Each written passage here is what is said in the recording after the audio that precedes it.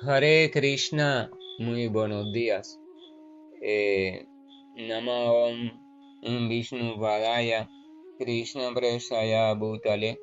Srimate Bhaktivedanta Swaminiti Namine, Namaste Saraswate Deve Gauravani Pracharine, Nirvishesha Sunyavadi Pasatyande Satarine,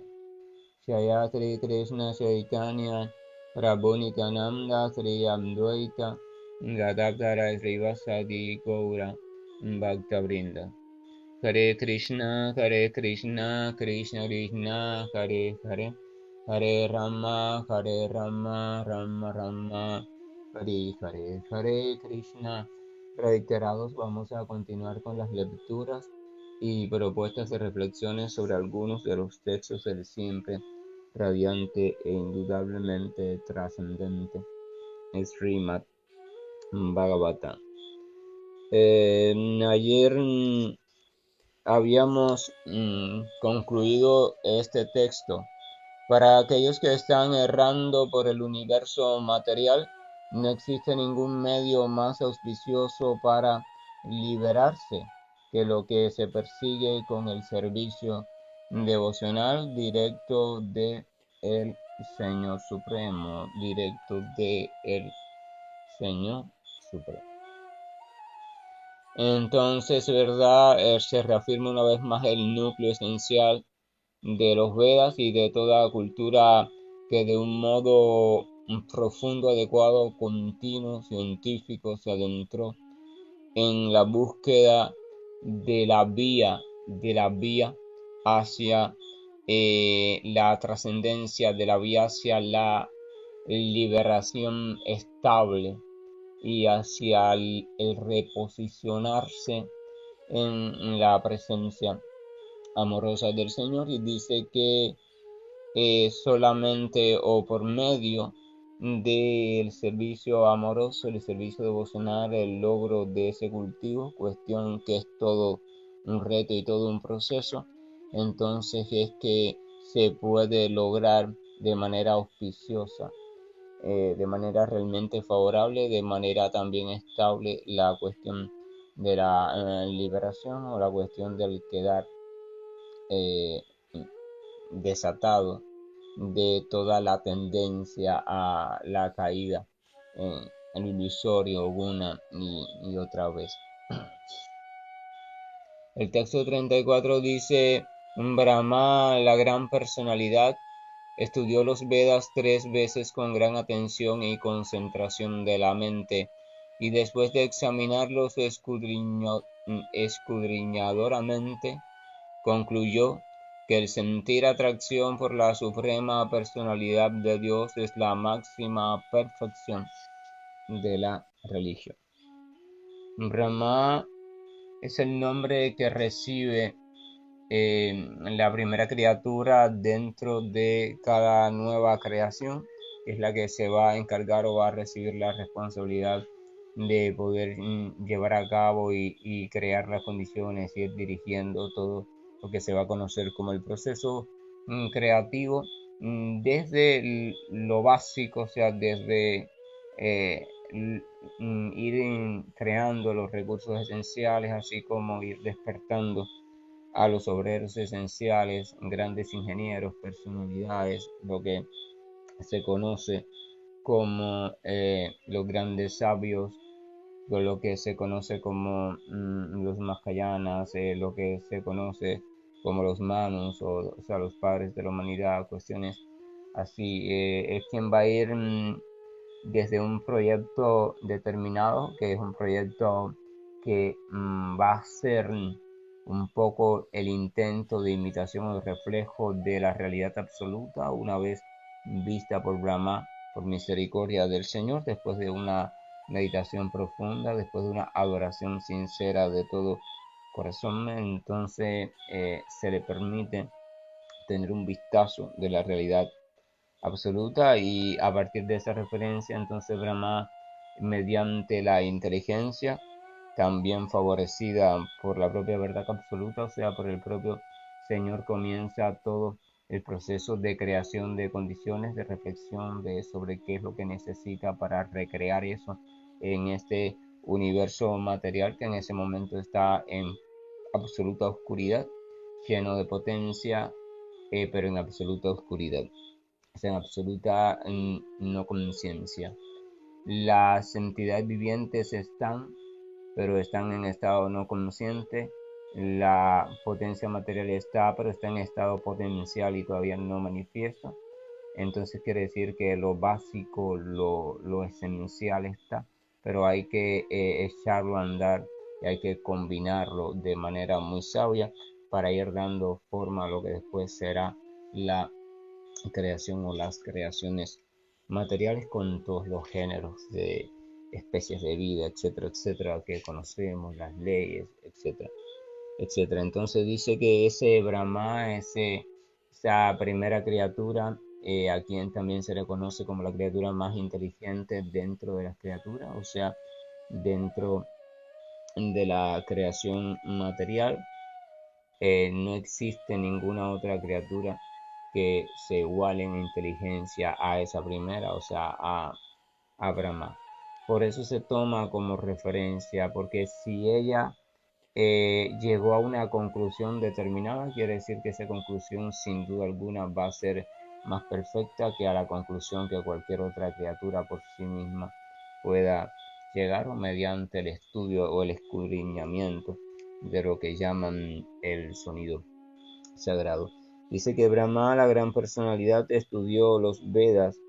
3 veces, estudió con atención el mensaje del Señor. Debe entenderse una cuestión aquí importante. Realmente cuando escuchamos hablar Brahma estudió los Vedas, no puede ser los Vedas conocidos actualmente en sus subdivisiones de 4 ramas, pues las subdivisiones las hizo Vyasadeva y en un primer tiempo no estaban. Así que Brahma no pudo haber estudiado esto que hoy conocemos como los Vedas, incluyendo la gran parte que se ha perdido en el tiempo. Brahma estudió la semilla del Veda, o sea, lo que reflexionó Brahma fue sobre la ciencia que contenía dentro de sí mismo el sonido del propio Señor. Y después de hacerlo, dice que con una mente completamente absorta y concentrada, o sea, después de estar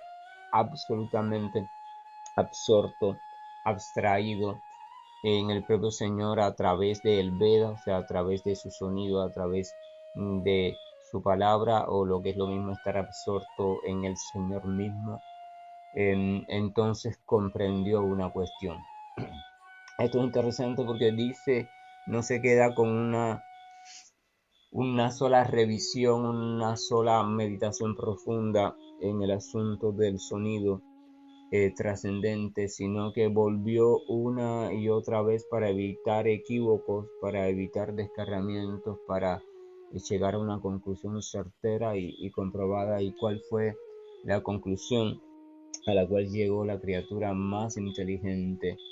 y aquella que de hecho o a la cual se le encargó fungir como administrador en jefe de todo el proceso de la creación material? Y dice que la conclusión fue que el sentir atracción hacia la suprema personalidad de Dios, el llegar a desarrollar una conciencia de la atracción hacia la suprema personalidad de Dios. En la atracción de la parte por el todo debe entenderse, no es una cuestión que se construye, no es una cuestión que hay que irla implantando, no es una cuestión que hay que irla logrando. La atracción de la parte hacia el todo es una cuestión de naturaleza propia de la misma parte, pues siendo parte, siendo porción constituyente eternamente del todo, entonces también de forma natural hay una cierta fuerza indescriptible y también nada entendible, o sea, es muy compleja para entender, que empuja continuamente hacia esa parte a reintegrarse, a sentirse, a ser, a existir, a permanecer en vínculo consciente. con el todo. Realmente la porción consciente nunca ha dejado de ser porción consciente, y eso significa que entonces nunca ha estado absolutamente separada del todo, pues la palabra todo implica todo. No se puede hablar de relación con el todo. ¿Qué podría relacionarse con el todo y ser diferente del todo si todo lo implica todo? Evidentemente lo único que puede relacionarse con el todo y al mismo tiempo ser diferente del todo es una porción del mismo todo, y si es una porción del todo, entonces siempre existe como porción. Si deja de ser porción del todo, entonces ya queda fuera de todo, y si está fuera de todo, entonces simplemente no existe, es nada. Por tanto, la cuestión no está el logro de la relación, sino el desarrollo de la conciencia, el tomar conciencia, el despertar a la conciencia progresiva de esa relación, y para ello se utilizan diferentes métodos de acuerdo a la tendencia de cada entidad viviente, si es más dada al análisis o al estudio o a la reflexión, si es más dada a la actividad o a la actuación, si es más dada un poco a los sentimientos o a la devoción, o sea, y esos son los grandes caminos que se han trazado y recorrido a lo largo de la historia de la humanidad, y cuando se recorren bien de acuerdo a lo formulado para cada camino, entonces sin duda alguna va llevando la criatura al estado de tomar conciencia de ese todo en diferentes aspectos, en diferentes medidas, no en el mismo punto, pero a fin de cuentas tomar conciencia igual del todo y de sí misma como parte de ese todo. Y cuando la porción se vuelve consciente como porción, cuando se experimenta como porción, entonces de forma natural va a comenzar a vivir, a existir, a funcionar, a proyectarse también como porción. Y cuando eso sucede, entonces se integra perfectamente a la red de otras porciones, incontables porciones que están en el mismo proceso y que también forman parte del todo, y se logra una armonía, una convivencia armónica, sin tener que apelar a programas artificiales políticos, sociales, etcétera, etcétera, etcétera, para ver si la sociedad un poco se unifica, a ver si se vuelve amorosa. Por allí en el primer caso, por una cuestión natural, la sociedad empieza a ser amorosa. Por eso se dice que la cuestión de la realización espiritual es la mayor ayuda que se puede dar en cuanto al intento de solucionar todos los problemas de la humanidad, pues si cada criatura, en este caso el ser humano, se logra percibir conscientemente como porción del todo, y entonces empieza a funcionar así, ya la gran maquinaria, en este caso la maquinaria de existencia material, funcionaría de modo armónico, que es a lo que está llamado a funcionar, pues a fin de cuentas fue revivida como reflejo constantemente actualizado del plano trascendente, pero este reflejo se ha ido congelando en el tiempo, ha dejado de ser reflejo y ha comenzado a ser construcción caprichosa a la manera de los necios seres humanos, que estamos completamente dormidos y en ese sueño estamos correteando o detrás de nuestros deseos lujuriosos, o estamos correteando, huyendo de nuestros temores también inventados. Entonces dice que Brahma, la gran personalidad, estudió los Vedas o el Veda 3 veces con gran atención y concentración de la mente, y después de examinarlos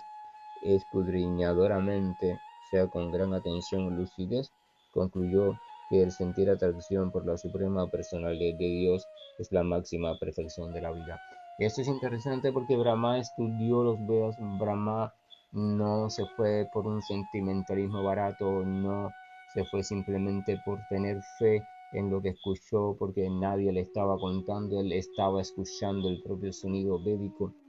Así que ahí la fe no tiene sentido todavía, la fe no existe ahí todavía. La fe es posteriormente cuando alguien te cuenta algo o tú lees algo de lo escrito y decides creer en eso. Pero Brahma no tenía ninguna referencia No había nadie antes de él, nadie le pudo contar nada, nadie le pudo mostrar nada todavía escrito. Él simplemente directamente tuvo la percepción del sonido que se filtraba desde el plano trascendente. Entonces ese sonido lo asumió de un modo científico, lo escudriñó, lo meditó profundamente, lo analizó. Este analizar es también sin referencia. No tenía Brahma tampoco bagaje de información anterior, o por ejemplo usted analiza ahora algo y usted lo va a analizar quiera o no quiera desde la información previa que usted tiene, por la experiencia de vida, por lo que les enseñaron en diferentes cursos, por las propias conclusiones que usted ha sacado en su cotidianidad. O sea, tiene referencias, pero Brahma no tenía referencias, así que no lo hizo desde ese tipo de análisis, pero aún así utilizó la inteligencia para no ser confundido por sí mismo. Utilizó la inteligencia y desde ese saber profundo se relacionó con el sonido trascendente, pero de un modo lúcido, de un modo equilibrado, de un modo, repito, científico. Entonces la conclusión de Brahma es una conclusión que puede ser aceptada para aquellas personas que tienen la tendencia a los argumentos, la tendencia a lo científico, a lo racional. Pues Brahma siguió ese proceso y llegó a esta conclusión. La conclusión de que el sentir atracción por la suprema personalidad de Dios, esa es la máxima perfección de la religión. O sea, la máxima perfección de la religión, el único sentido original que da sentido a esto que llaman religión o sinónimos, prácticas espirituales o lo que sea, el único sentido es que pueda conducir a la criatura hacia la toma creciente de conciencia de la atracción natural por Dios que le habita, que existe en sí como propiedad constitucional. Por eso si algo es una propiedad constitucional y sin embargo no se está desarrollando, no se está mostrando, entonces debe saberse, o al menos desde el punto de vista humano, desde el punto de vista científico, desde el punto de vista de la educación, de la medicina, entonces a eso se le llama anomalía. Hay alguna enfermedad, hay algún trastorno, porque lo que es natural no se está manifestando. ¿Entiendes? Si un perro naturalmente emite un sonido al cual le llamamos ladrido, pero ese perro no ladra, no está ladrando de modo natural, no puede hacerlo, entonces evidentemente hay algún trastorno en esa maquinaria llamada perro. Si la entidad viviente como porción del todo no está experimentándose como tal y no está experimentando la atracción que eternamente hay en ella hacia ese todo, no está experimentándose en una relación, por decirlo así, gravitatoria, o sea, de atracción gravitacional, amorosa hacia todo, entonces debe entenderse la entidad viviente está en un estado de enfermedad, está en un estado no natural, está en un estado anómalo, o sea, de anomalía. Y por tanto, la finalidad de la religión, en el sentido que sea, la finalidad del conocimiento, en el sentido que sea, pero sobre todo en lo profundo, es la de un poco detectar qué tipo de anomalía padece, prescribir el tratamiento específico e ir permitiendo, ir posibilitando, ir ayudando a que la porción vuelva a reinstaurarse conscientemente en su nivel o en su postura, en su posición de porción integral, y a partir de esa posición comience a ser, comience a actuar, comience a conocer y comience por supuesto también a disfrutar. Sentir atracción por el Señor Supremo no significa que necesariamente la persona habla cada vez más, menciona cada vez más la palabra Dios, la palabra Biblia, la palabra Corán, la palabra las Escrituras, la palabra esto, la palabra aquello, pues que esto se pueda hacer sin sentir atracción por Dios, pues los fanáticos trastornados, sin conocimiento ni siquiera básico y mucho menos sin una relación amorosa, consciente y real con Dios, también hacen esto y de hecho lo hacen en gran medida. Pero esto no garantía de nada. La atracción real hacia Dios se verifica en tu cotidianidad, no tanto por tu apariencia de hacer, sino por aquello que emerge de ti, por aquello que irradia tu persona, tu personalidad, por aquello que irradia tu corazón, que sintiéndose atraído hacia algo, con lo cual todavía no puede volver a estar de manera directa consciente, entonces emerge un cierto sentido de nostalgia continua, un cierto sentido que llega a ser, disculpen, a veces con frecuencia insoportable, pues la separación de lo amado. Imagínense, eh, tome, tome un pedazo de hierro, un objeto metálico de hierro preferiblemente, tome un imán que tenga una fuerza magnética bastante fuertecita y una no acerque el pedazo de hierro al imán. Va a haber un momento en que usted va a sentir ya la atracción que el imán ejerce hacia el hierro y le va a ser cada vez más fácil acercar el hierro hacia el imán, pero va a ver que mientras más lo acerca, esa atracción va a ser más fuerte y más fuerte. Ahora, cuando ya usted la esté sintiendo fuerte, eh, trate de detener la mano,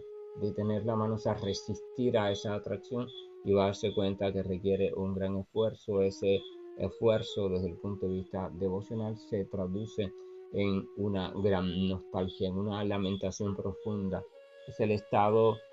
por el cual pasan todos los místicos de camino hacia la autorrealización cuando ya se han comprobado como porciones del absoluto, cuando ya están sintiendo el deseo ardiente de tenerle constantemente en su corazón y en su conciencia, pero cuando todavía no lo pueden lograr por ciertos estorbos. Entonces esa frustración, esa lamentación profunda se traduce en canciones desgarradoras, poemas desgarradores, lo mismo que sucede en el ser humano con el romanticismo, pero llevado a un nivel profundo, o sea, al nivel del romanticismo entre la porción y el absoluto. Ese romanticismo que incluso hubieron momentos en siglos donde era loable, donde era admirable el suicidio por romanticismo, ¿verdad? La edad o la era romántica, el siglo del romanticismo, la escritura se llenó de esas cuestiones, el arte, la pintura, la música, todo se volcó hacia allí. Entonces lo mismo sucede. Todo lo que emerge va a emergir de esa criatura en sus palabras, en sus pensamientos, va a ser una forma de manifestación de esa nostalgia cada vez más creciente. Los acharyas, grandes maestros, grandes santos, explican que esa nostalgia es señal inequívoca entonces de la creciente toma de conciencia de la atracción por el Señor Supremo, y que esa misma nostalgia tiene un sentido fundamental, que es el desear cada vez más que llegue al fin ya la condición perfecta en la cual pueda de nuevo establecerse de modo permanente, continuo y eterno en esa relación viva, consciente, amorosa, perpetua. O sea, la separación, el momento, el tiempo de separatividad consciente, aunque sufriente, podría clasificarse en cierto modo, tiene esa finalidad. Aumentar el deseo del reencuentro, aumentar, y es la fuerza o por la fuerza de ese deseo cuando llega a un punto de sinceridad absoluta y que ocupe absolutamente el corazón, que el encuentro ocurre, pues el amoroso no puede resistirse y está obligado, literalmente obligado, a hacer el encuentro consciente, a presentarse de modo directo. Por eso se dice que lo único que puede obligar, que puede atar al Señor Supremo, que puede subyugar a aquel que no es subyugable, es el amor puro y el deseo de puro amor. No obstante, si uno trata de practicar el enamorarse, reenamorarse del Señor y el servicio devocional con el propósito de atraer y subyugar al Señor, entonces debe saber que nunca va a ocurrir, porque cuando hay un propósito, ese propósito viene a ser estorbo al amor puro. Eso debe ir sucediendo progresivamente si seguimos el método adecuado, si somos sinceros y si nos vamos reuniendo con otros que también estén enamorándose o estén ya enamorados del Señor en diferentes grados. No debe querer uno tener una finalidad diferente, simplemente debe irse entregando al proceso de irse desvistiendo de las identidades, de las ataduras, de aquellas cosas que te atraen, de todo, irse desvistiendo. Y ese desvestimiento incluso no se hace de forma forzada, sino que la propia práctica, la propia relación consciente desde la fe, desde la esperanza y desde la sumisión adecuada con aquello que es representación genuina y pura del Señor,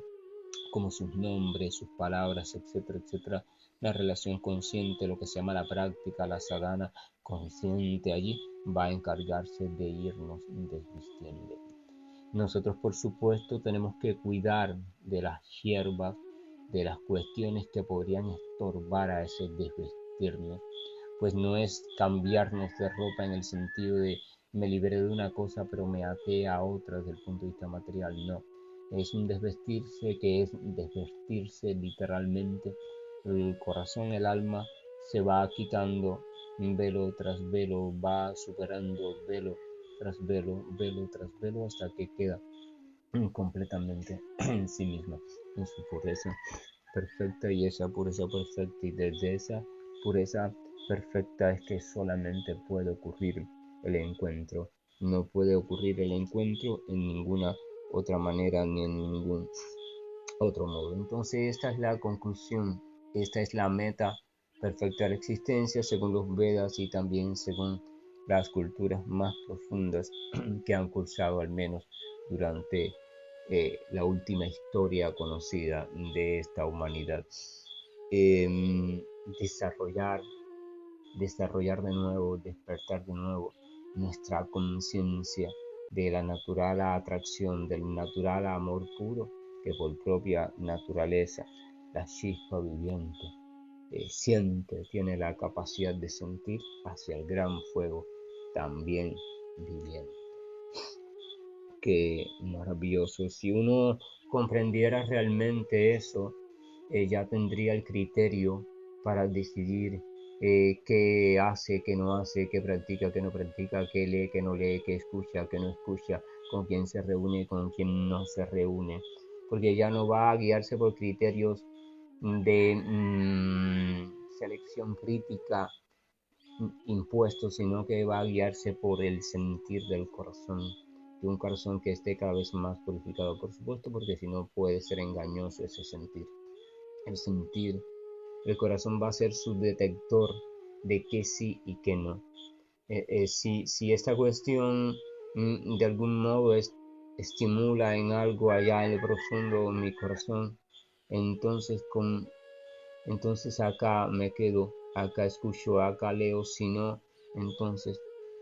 continúo. También hay que tener cuidado, por eso dije un corazón cada vez más purificado, pues cuando el corazón está en sus primeros tiempos, donde está muy embotado, muy cubierto de sus síntomas o anomalías, entonces por supuesto va a sentir rechazo, no va a encontrar sabor, no va a encontrar gusto en lo auténtico y lo va a rechazar. Por eso en ese primer tiempo, si le dan como referencia que eso es auténtico y adecuado, debe aceptarlo y debe resistir y estar en contacto frecuente con eso, hasta que poco a poco ese tratamiento le vaya un poco ayudando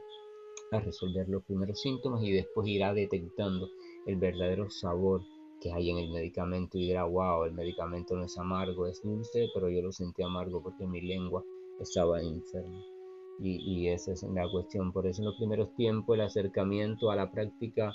la permanencia en la práctica debe ser por obediencia y por reconocimiento de que uno no está muy lúcido para discernir nada, tiene que guiarse por el discernimiento de una inteligencia superior, y esa inteligencia superior son los grandes acharyas, grandes santos o devotos puros, los maestros espirituales genuinos y verdaderos, y las escrituras que contienen información sobre ambos, sobre el Señor y sobre esos puros devotos. Que la gracia y el amor de nuestro amoroso siempre nos acompañe y que nos permita concedernos el tiempo necesario para ir viviendo el proceso de recordación, el proceso de toma creciente de conciencia de esa fuerza natural que por constitución nos constituye, o sea, forma parte de nuestra propia estructura esencial, no de la del ser humano, sino de la chispa aquella que está viviendo ahora mismo a través de la cuestión o de la ilusión o de la idea de el ser humano o de ser un ser humano. Hare Krishna, buen día, y estoy finalizando la grabación. Krishna Krishna Krishna Shri Krishna Govind Hare Murari Janat Narayan Vasudeva Shri Krishna Govind Hare Murari Janat Narayan Vasudeva Shri Krishna